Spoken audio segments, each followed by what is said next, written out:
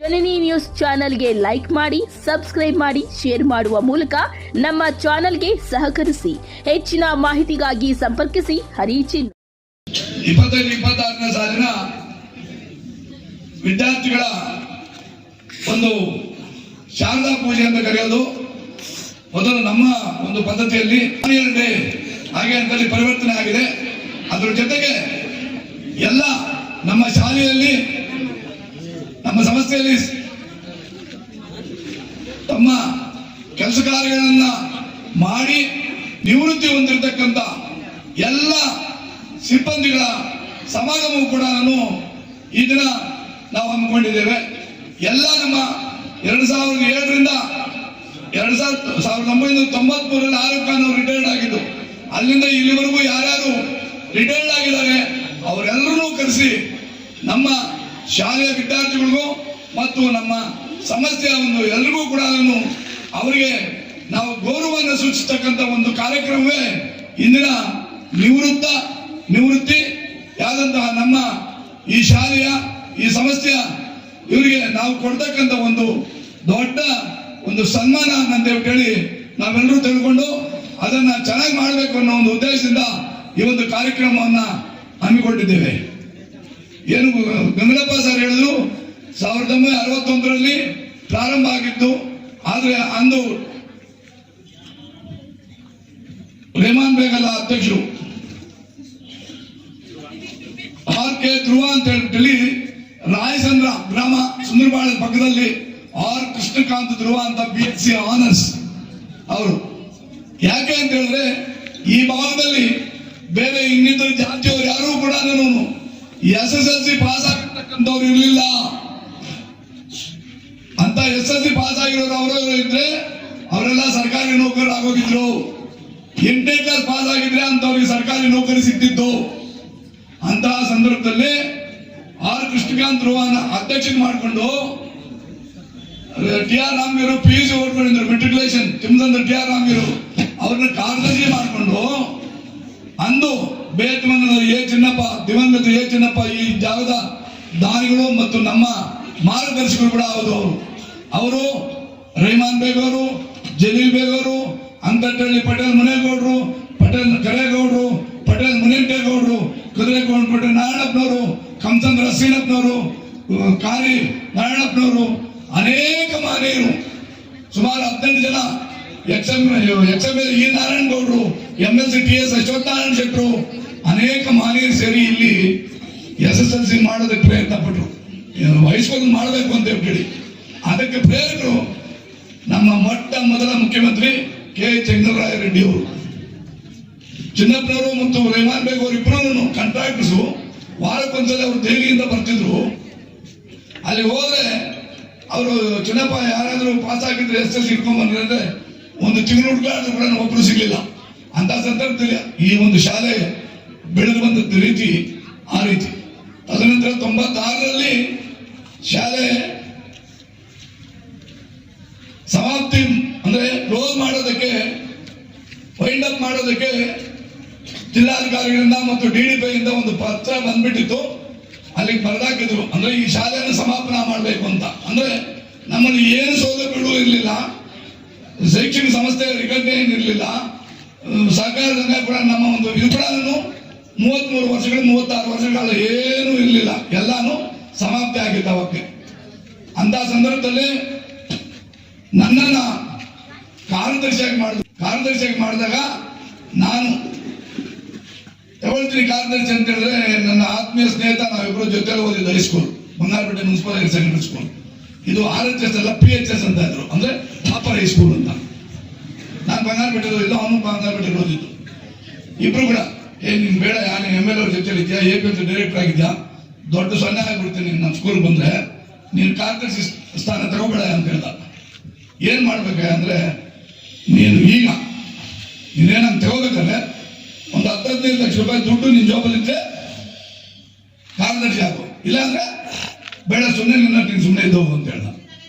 ನಾನು ಅಷ್ಟೊತ್ತಿಗೆ ಭಗವಂತನ ವಿಜೇಂದ್ರ ಸ್ವಾಮಿ ಆರಾಧ್ಯ ಭಕ್ತ ನಾನು ಅವತ್ತೇ ಏನು ಇವತ್ತು ಸರ್ಕಾರ ನಡೆಯೋದು ತಾಗೆ ಹೊಡ್ಲಿಕ್ಕೆ ಅಂತ ಹೇಳ್ಕೊತಾರಲ್ವಾ, ಹಾಗೆ ನಂದು 4 ಅಂಗಡಿ ಇತ್ತು. 4 ಅಂಗಡಿಯಲ್ಲಿ 3 ಅಂಗಡಿಯನ್ನು ಮಾರಿಬಿಟ್ಟು ನಾನು ಎಂಟರ್ ಆಗ್ತೀನಿ ಅಂತ ಹೇಳ್ಬಿಟ್ಟೆ. ನಾನು ಕಾರ್ಯದರ್ಶಿ ಆಗ್ತೀನಿ, ಏನ್ ಬೇಕಾ ಮಾಡ್ತೀನಿ ಬೆಳೆ ಅನ್ನೋದು ಕಾರಣಗಳಿಂದ ಅದು 96 ಜೂನ್ 14ಕ್ಕೆ ತಿರುಗಿ ಫೆಬ್ರವರಿ 28ಕ್ಕೆ ನಮ್ಮ ಶಾಲೆಯ ಮುಖ್ಯ ಆಗಿರುವಂತ ಮಿಸ್ ಮಾರ್ಗ್ರೆಟ್ ಅವರು 28ನೇ ತಾರೀಕು ರಿಟೈರ್ಡ್ ಆದರು. ನಾನು 28ನೇ ತಾರೀಕು 1ನೇ ತಾರೀಕಿಂದ ಇವ್ರನ್ನ ಮುಖ್ಯ ಶಿಕ್ಷಕನಾಗಿ ಆಯ್ಕೆ ಮಾಡ್ಕೊಂಡೆ. ನಮ್ಮಲ್ಲಿ 4-5 ಜನ ಟೀಚರ್ಸ್ ಬೇಕಾದ ಸೀನಿಯರ್ಸ್ ಇದ್ರು. ಆದ್ರೂ ಕೂಡ ಅವರೆಲ್ಲರೂ ಕೂಡ ಹೋರಾಟಕ್ಕೆ ಅಣಿಯಾದ್ರು. ನಾನು ಅಶ್ವತ್ಥಪ್ಪನವರು ಮುಖ್ಯ ಶಿಕ್ಷಕರು ಅನ್ನೋದನ್ನ ನ್ಯಾಯಾಲಯದಲ್ಲಿ ತಿಳ್ಕೊಡೋ ತರ ವ್ಯವಸ್ಥೆ ಆಯ್ತು. ಬಂಡಪ್ಪನವರು ನಮ್ಮ ಮಟ್ಟಿಗಿದ್ರು. ದ ಗ್ರೇಟ್ ಮ್ಯಾನ್ ಬಂಡಪ್ಪ ವಿದಾಸ್ ಸರ್ ಓಡ್ತಾರೆ ಅವಳು ವಾಟ್ಸಪ್ಪಲ್ಲಿ ಮೀಡಿಯಾ ಅದ್ ಭಾವನೆ ಆ ಥರ ಇತ್ತು. ನೇರವಾಗಿ ನಮ್ಗೆ ಹೇಳ್ತಾ ಇದ್ದ, ನೀವು ಮಾಡಿ ಅಂತ ಹೇಳಿ. ಅವರು ಹೈಸ್ಕೂಲ್ ನೋಡ್ಕೊಳ್ಳೋರು, PUC ನೋಡ್ಕೊಳ್ಳೋರು. ನಾವು ಏನು ಹೇಳಿದ್ರೆ ಅವತ್ತಿಂದ ಇವತ್ತವರೆಗೂ ಕೂಡ ಅವರು ಒಂದು ಹಿರಿತನಕ್ಕೆ ಖಂಡಿತ ಬೆಂಬಲ ಉಂಟು. ಆದ್ರೆ ಏನೂ ರೆಕಾರ್ಡ್ ನಮ್ಮಲ್ಲಿ ಇರಲಿಲ್ಲ. ಎಲ್ಲವನ್ನೂ ರಾತ್ರಿ ಅವರು ನಿದ್ದೆ ಕೆಟ್ಟು ಎಲ್ಲವನ್ನೂ ಮಾಡಿದ್ದು GS ಶೆಟ್ಟಪ್ಪ, ನಮ್ಮ ಸ್ನೇಹಿತರು.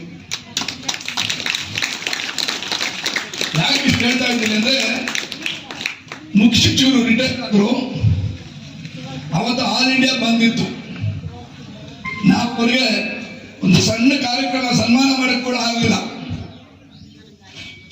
ಆ ಒಂದು ಇದರಿಂದ, ಯಾಕೆಂದ್ರೆ ಈ ಸಂಬಂಧಗಳು ಹೇಗಿರ್ತಾವೆ ಅಂತ ಹೇಳಿದ್ರೆ, ಅವರ ಏನು ರಾತ್ರಿ ಆಗಲು ಎಲ್ಲ ಬರೆದು ರೆಕಗ್ನೇಷನ್ ಆಗಿನ ಒಂದು ಸಂದರ್ಭದಲ್ಲಿ ನಮ್ಮಲ್ಲೇ 2 ಟೀಚರ್ಸ್ ಗುಂಪುಗಳಿದ್ರೂ ಕೂಡ ಅದೆಲ್ಲವನ್ನು ಕೂಡ ಸರಿದೂಗಿಸಿ 97ಕ್ಕೆ ನಾವು ಅಧಿಕೃತವಾಗಿ ಶಾಲೆ ರೆಕಗ್ನೇಷನ್ ಆಯಿತು.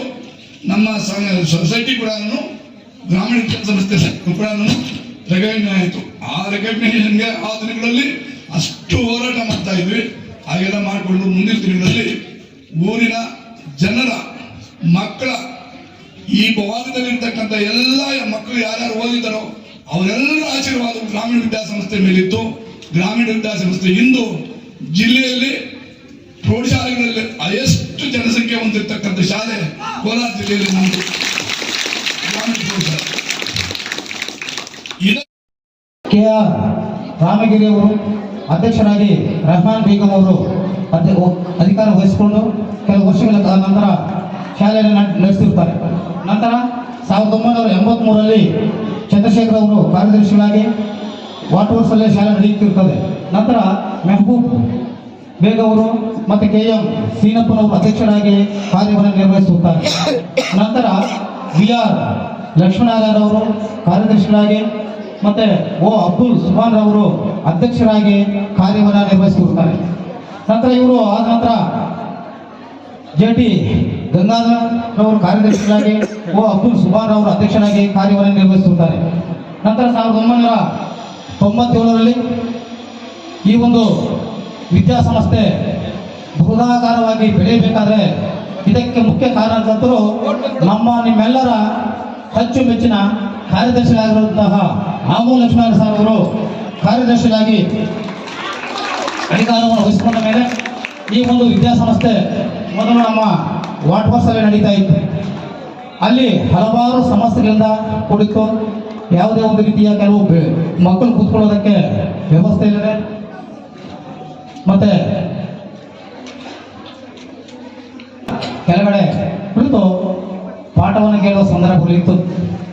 ಅಂಥ ಸಂದರ್ಭದಲ್ಲಿ ನಮ್ಮ ಕಾರ್ಯದರ್ಶಿಗಳು ಅಧಿಕಾರ ವಹಿಸಿಕೊಂಡ ಮೇಲೆ ಮತ್ತೆ ಅದಕ್ಕೆ ಪರೋಕ್ಷವಾಗಿ ಪ್ರತ್ಯಕ್ಷವಾಗಿ ಅವರಿಗೆ ನಮ್ಮ ಹಿರಿಯರು ಮಾರ್ಗದರ್ಶಕರು ನನ್ನ ಗಾಡ್ ಫಾದರ್ ಆಗಿರುವಂತಹ ನಮ್ಮೆಲ್ಲರ ಅಚ್ಚುಮೆಚ್ಚಿನ ಮುಖ್ಯ ಶಿಕ್ಷಕರಾಗಿ ಕಾರ್ಯನಿರ್ವಹಿಸುತ್ತಿರುವ ನಮ್ಮ ಅಶ್ವತ್ಥದಾಸ್ ಅವರು ಇಬ್ಬರು ಒಂದು ರೀತಿ ಜೋಡು ತಿಂಗಳಂತೆ ಹಗಲಿರುಳು ಕಾರ್ಯನಿರ್ವಹಿಸಿ ನಮ್ಮ ವಿದ್ಯಾಸಂಸ್ಥೆ ಈ ಒಂದು ದಿನ ಇಷ್ಟು ಬೃಹದಾಕಾರವಾಗಿ ಬೆಳೆಯಬೇಕಾದ್ರೆ ಈ ಇಬ್ಬರು ಮಹಾನ್ ವ್ಯಕ್ತಿಗಳೇ ಮುಖ್ಯವಾದ ಒಂದು ಕಾರಣಕರ್ತರಾಗಿದ್ದಾರೆ. ಹಲವಾರು ಸಮಸ್ಯೆಗಳಿಂದ ಕೂಡಿದ್ದ ಈ ಒಂದು ವಿದ್ಯಾಸಂಸ್ಥೆಯನ್ನ ಆ ಸಮಸ್ಯೆಗಳನ್ನೆಲ್ಲ ಬಗೆಹರಿಸಿಕೊಂಡು ಹಗಲು ಶ್ರಮಿಸಿ ಇವತ್ತು ನಮ್ಮ ವಿದ್ಯಾಸಂಸ್ಥೆ ಒಂದು ಕಡೆ ಪ್ರೌಢಶಾಲೆ, ಒಂದು ಕಡೆ ಕಟ್ಟಿ, ನಂತರ ಇನ್ನು 4-5 ರೂಮ್ಗಳು ಕಟ್ಟಿ, ಇವಾಗ ಕೆಳಗಡೆಯಿಂದ ಮೇಲ್ಗಡೆವರೆಗೂ ಬೃಹದಾಕಾರವನ್ನ ಒಂದು ಕಟ್ಟಡವನ್ನ ನಿರ್ಮಾಣ ಮಾಡಿ ಸುಮಾರು ಈ ಒಂದು ಗ್ರಾಮೀಣ ಭಾಗದ ಬಡ ವಿದ್ಯಾರ್ಥಿಗಳಿಗೆ, ಬಡ ಮಕ್ಕಳಿಗೆ ಒಂದು ರೀತಿ ಅನ್ನದಾತರಾಗಿದ್ದಾರೆ, ವಿದ್ಯಾದಾನಿಗಳಾಗಿದ್ದಾರೆ. ಮತ್ತೆ ಸುಮಾರು ಸಾವಿರಾರು ವಿದ್ಯಾರ್ಥಿಗಳು ವಿದ್ಯಾರ್ಥಿಯನ್ನು ರೂಪಿಸಿಕೊಳ್ಳುವುದಕ್ಕಾಗಿ ಕಾರಣಕರ್ತರಾಗಿದ್ದಾರೆ. ಅವ್ರಿಗೆ ನಾವೆಲ್ಲ ಚಿರಋಣಿಯಾಗಿ ಇರುತ್ತೇವೆ. ಇಷ್ಟು ಈ ಒಂದು ಸಂಸ್ಥೆಯಲ್ಲಿ ಇವಾಗ ಸುಮಾರು ಸಾವಿರಾರು ಜನ, ಅಂದರೆ ಹೈಸ್ಕೂಲಲ್ಲಿ 629 ವಿದ್ಯಾರ್ಥಿಗಳಿದ್ದಾರೆ, ಕಾಲೇಜಲ್ಲಿ ಸುಮಾರು 320 ವಿದ್ಯಾರ್ಥಿಗಳಿದ್ದಾರೆ, ಮತ್ತು ಡಿಗ್ರಿ ಕಾಲೇಜಲ್ಲಿ ಕೂಡ 300 ಜನ ವಿದ್ಯಾರ್ಥಿಗಳು ತಮ್ಮ ವಿದ್ಯಾಭ್ಯಾಸವನ್ನು ಮುಂದುವರಿಸ್ತಾರೆ. ಇದಕ್ಕೆ ಎಲ್ಲ ರೀತಿಯಲ್ಲೂ ಕೂಡ ನಮ್ಮ ಕಾರ್ಯದರ್ಶಿಗಳು ನಮ್ಮದೇ ಆದ ಒಂದು ಸಹಕಾರವನ್ನು ಕೊಟ್ಟು ಎಲ್ಲ ರೀತಿಯಲ್ಲಿ ಬಸ್ಸುಗಳ ವ್ಯವಸ್ಥೆ ಆಗಿರ್ಬೋದು, ಅಥವಾ ಒಂದು ಸಮವಸ್ತ್ರಗಳ ಒಂದು ವ್ಯವಸ್ಥೆ ಆಗಿರ್ಬೋದು, ಮತ್ತೆ ಬಿಸಿಯೂಟದ ಒಂದು ವ್ಯವಸ್ಥೆ ಆಗಿರ್ಬೋದು, ಯಾವುದೇ ಒಂದು ಇರ್ಬೋದು. ನಮ್ಮ ಮುಖ್ಯ ಶಿಕ್ಷಕರು ವೆರಿ ಗುಡ್ ಮ್ಯಾಥಮೆಟಿಕ್ಸ್ ಟೀಚರು.